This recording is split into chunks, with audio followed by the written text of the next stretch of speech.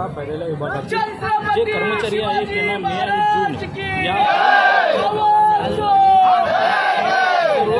कंत्राटी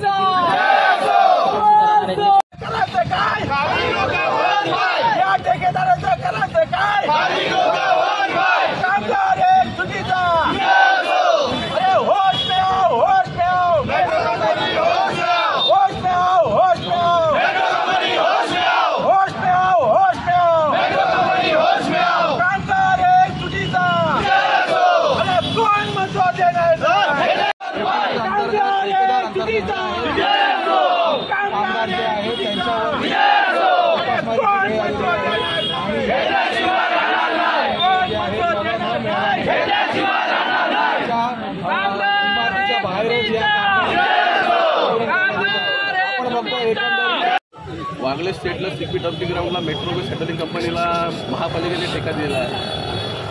गेले 10 महिन्यापासून तिथे ठाणे महापालिकेकडे डम्पिंग ग्राउंड अवेलेबल नसल्यामुळे त्यांनी सांगितलं की आमच्या गाड्या चालत नाही म्हणून तुम्ही बाहेर जा। 55 कामगारांना त्यांनी घरी बसून नोटीस दिलेली आहे। तिथे कचरा आजही पडतोय, कचऱ्याचा तिथे हिमालय डोंगर झालेला आहे। तिकडचा ठेकेदार तो बाहेरचे डंपर लावून बाहेरच्या कामगारांना ड्रायव्हरांना बोलून काम करून घेत आहे आणि आपले जे 10 वर्ष 15 वर्षातून काम करते कर्मचारी त्यांनी नोटीस दिलेली आहे आणि त्यांना कामावरून काढलेलं आहे। या संदर्भात आम्ही गेले लास्ट टाइम पण आम्ही तुम्ही होतात की आपण आंदोलन केलं होतं तेव्हा आम्हाला शब्द दिला होता आयुक्त साहेबांनी रोडे साहेबांनी की आपण काहीतरी यात मार्ग काढू। जवळजवळ त्या गोष्टीला आता 15-20 दिवस होऊन गेले। काल पण आमची मिटिंग झाली पण त्या मिटिंगमध्ये कामगारांच्या बाजूनी असा पॉझिटिव्ह म्हणून कोणच नाही आहे। सगळे ठेकेदाराच्या बाजूने सगळं मॅक्सिमम बोलत असते त्याला लॉस होते लॉस बघायला गेलं लॉस काहीच होत नाही आहे, उलट त्याला प्रॉफिटच होतोय। त्यांनी जो सब ठेकेदार ठेवलेला आहे त्याला कमी रेटमध्ये तो काम करून घेतो आणि तो महापालिकेकडून ऑलरेडी जास्त रेट घेतोय। त्याच्यामुळे त्याला कामगारांना काढून काही लॉस भरून निघणारा नाही आहे। तरी तो वारंवार हेच सांगतो की मला लॉस होते म्हणून मी कामगारांना काढतो कामावरून। आणि त्यांनी केले फुल अँड फायनल सेटलमेंट केलेली आहे। त्यामुळे त्यांनी जूनचा पगार ठेवायला पाहिजे, त्यांनी मेचा पगार पण ठेवलेला आहे। आज 2 महिने आज तिसरा महिना चालू 3 महिने झाले कामगारांनाच पगार नाही आहे। आज त्यांची कशी परिस्थिती काय त्यांनाच माहिती आहे। सर्व 100% मनी केलेलं आहे आणि आता आम्ही ठरवलं आहे आम्ही आता इथे ना साईडला कुठेतरी बसू, जोपर्यंत आम्हाला 2 महिन्याचा पगार आमच्या अकाउंटला येत नाही कामगारांचा तोपर्यंत आम्ही रात्रभर राहू, आमच्या फॅमिलीला पण घेऊन येऊ। कांबळे साहेब, तुमची मागणी वारंवार तुम्ही महापालिकेकडे करत आहात, महापालिका कानाडोला करते असं तुम्हाला वाटतं का? आम्ही पहिली गोष्ट मागणी करत नाही आहे, आम्ही आमचा जो हक्क आहे जो पगार आहे जे आम्ही कामगारांनी केलेला आहे तो पगार मागतोय। आणि ह्या ठेकेदाराचा ठेका 10 वर्षासाठी आहे, तो आता अजून 5 वर्ष झाले, ठेका संपला पण नाही आहे। जर त्याला जे काम संबंध असेल त्याला जर लॉस झाला तर त्यांनी काम ते सोडून द्यावं। दुसरे ठेकेदार भरपूर आहे काम करणार आहे कमी रेटमध्ये, बरोबर ना। आज तो 800-850 रुपये रेट घेऊन काम काम करतोय, तर काही ठेकेदाराचे आहेत ना कमी काम करून घेणारे आणि करतातच आहेत। आज सब ठेकेदार जो बालाजी जो आहे तो सगळंच काम करतोय, त्या गाडीवर आपले ड्रायव्हर काम करतात ना, तोच पगार मागतोय। तो मला सांगतो की 10 महिने आम्ही फुकट पगार दिला, असं कसं फुकट पगार दिला? पण इकडून जो कचरा जिथे वाहतूक झालेली आहे डम्पिंग ग्राउंडला ती कशी झाली का, हवेच झाली का?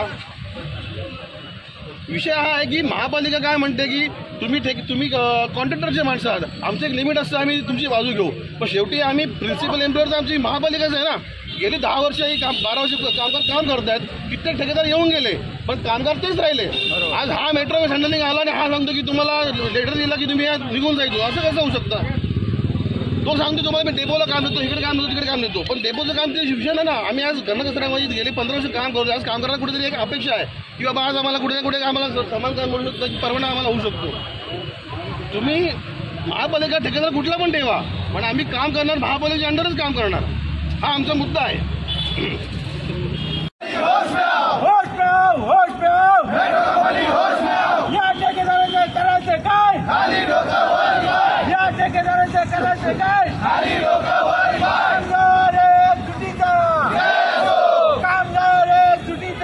परवडत नाही आणि नुकसान होत आहे या कारणास्तव, म्हणजे स्वतःचं नुकसान होत आहे या कारणास्तव तो 60 कामगारांना 60 कुटुंबांना रस्त्यावर आणायला तयार आहे आणि त्याचं काम जो सुरू आहे त्याचं काम सुरूच आहे। फक्त त्यांनी तो कॉन्ट्रॅक्ट बेसवर कमिशन बेसवर दुसऱ्याला चालवायला दिलेलं आहे। जसं की महापालिका सांगते की ज्यांनी टेंडर घेतलेलं आहे तो स्वतःलाच चालवायचा आहे आणि असं असताना सुद्धा नियमबाह्य पद्धतीने त्यांनी सब कॉन्ट्रॅक्ट ठेवलेलं आहे आणि ही गोष्ट सर्व अधिकाऱ्यांना माहीत असून सुद्धा ही कामं आजपर्यंत चालू आहेत। आम्हाला त्या गोष्टीबद्दल आक्षेप नाही आहे, पण जर तुम्ही आमच्या कुटुंबावर जर रस्त्यावर आणणार असताल तर मग आम्ही त्या मुद्द्याला हात घालणार।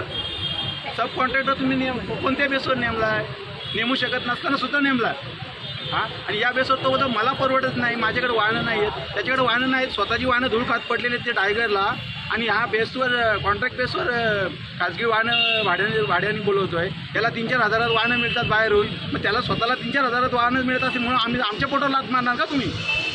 हे आम्ही कदापि सहन करणार नाही. जो कोणी ठेकेदार आहे त्याचं आणि महापालिकेचे काही अधिकारी त्याचं कुठंतरी साठलोक असल्याचं दुसरा प्रथमदर्शनी तेच दिसते, कारण आमची बाजू घेणारा फक्त आम्हीच आहेत आणि आमची श्रमजीवी संघटना आहे. दुसरं आमचं कुणी इथं बाजू घेणारं नाही.